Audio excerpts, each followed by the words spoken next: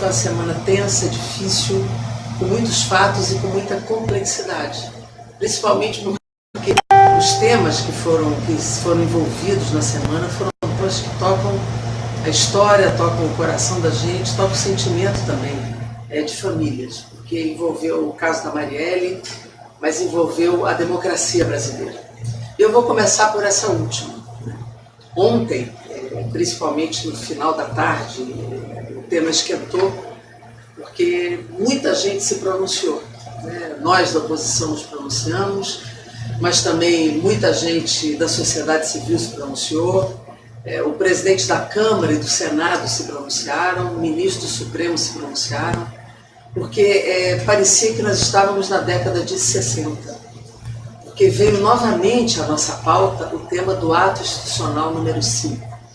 Para quem não sabe, o ato institucional número 5 foi uma ação das mais agudas e a mais dura ação institucional da ditadura militar derivada do golpe de 64.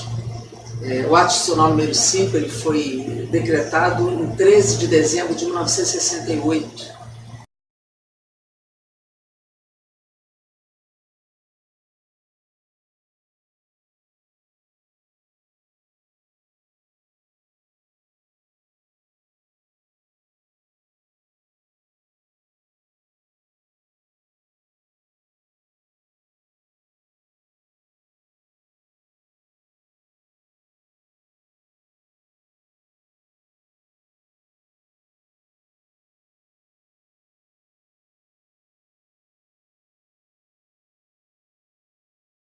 O presidente da República poderes quase que absolutos.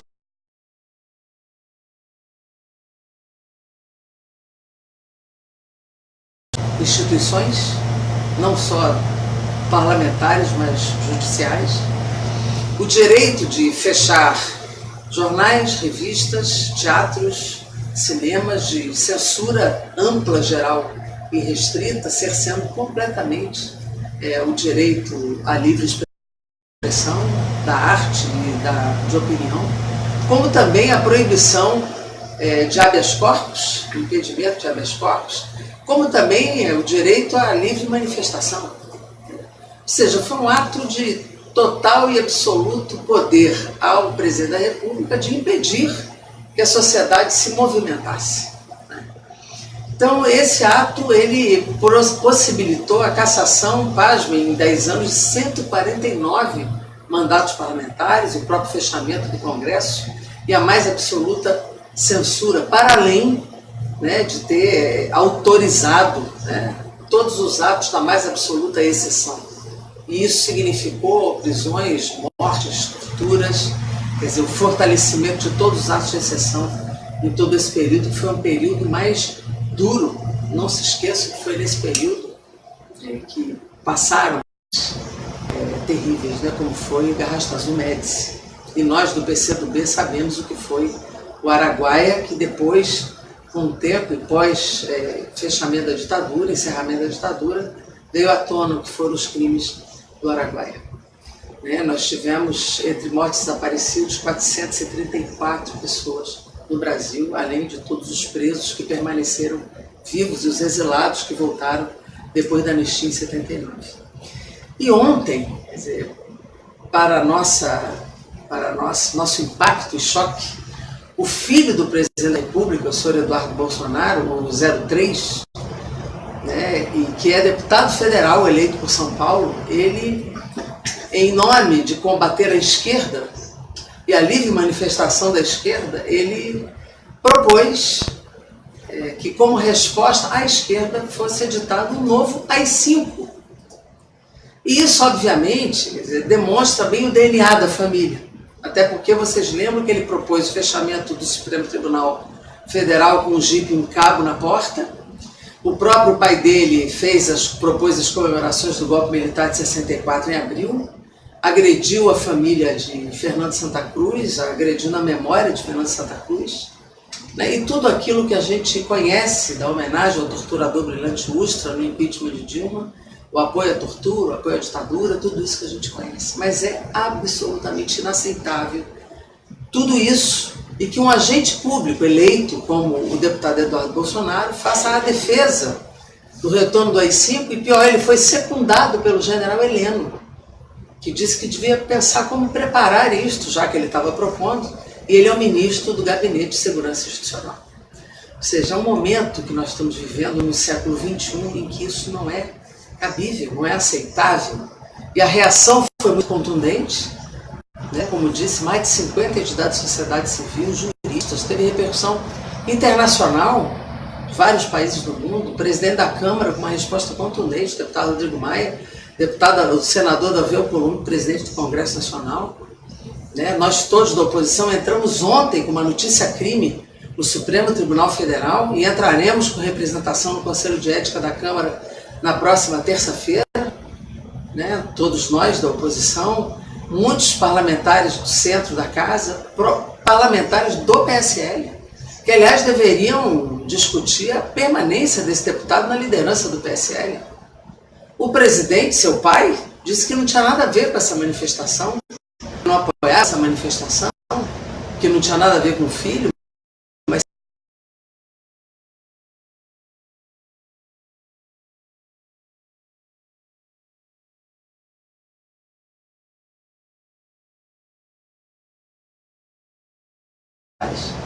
aliás, ele é um deputado cuja produção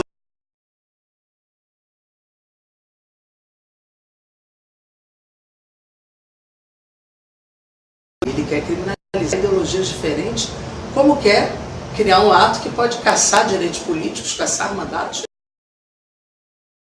fechar o Congresso. Isso significa que ele violou a Constituição. A resposta que se deu ao período da ditadura foi a Constituição Federal de 88. Essa Constituição assentou pilares democráticos, direitos políticos, direito à manifestação, direito à eleição e soberania popular, poderes da República, direito à manifestação, direito à liberdade de expressão, proibiu a censura. No ato da disposição transitória, no artigo 8º, há o reconhecimento do que foi o arbítrio dos atos de exceção da ditadura, inclusive reconhece o direito à indenização e daí derivou a Comissão da Verdade. Então, esta manifestação do deputado Eduardo Bolsonaro é uma violação à Constituição brasileira e todas as leis que daí derivaram. Por isso, é uma violação que merece punição. Há ferramentas constitucionais para lhe punir. Isso disse, inclusive, o presidente da Câmara. Você não pode ter, você tem imunidade parlamentar por direito de opinião, desde que não viole a Constituição brasileira. Senão, qualquer um pode sair por aí fazendo apologia ao racismo. Isso é crime inafiançável. Então, não é qualquer opinião que está protegida pela imunidade parlamentar. Há um limite constitucional, há um limite dos direitos e deveres do cidadão, principalmente o agente público. Portanto, nós vamos agir e temos certeza que será mais amplo do que só a oposição, do que só a esquerda, de punir o deputado Eduardo Bolsonaro.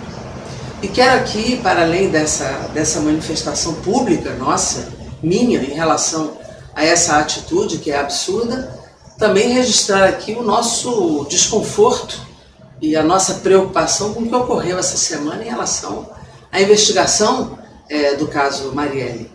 Porque este caso já tem 567 dias de investigação e até agora nós não sabemos quem mandou matar Marielle. Né? E essa conturbada informação que houve na grande imprensa, que envolveu o condomínio onde mora o presidente da República e que envolveu notícias do porteiro, do condomínio e a tentativa absurda do ministro da Justiça de interferir. Isso é crime de responsabilidade que fez o ministro da Justiça de tentar, sem nenhuma jurisdição federal na investigação, se imiscuir na investigação, coagir testemunha, abrir inquérito federal quando está correndo na Justiça, na Polícia Civil do Estado, Ministério Público Estadual, depoimento torto de duas procuradoras, e uma delas, a procuradora Carmen Aparecer, o presidente da República, e se vinculando-se claramente a um deputado que rasgou a placa da vereadora Marielle. Então, isso tudo é muita conturbação. Já há um pedido da defesa da família de Maria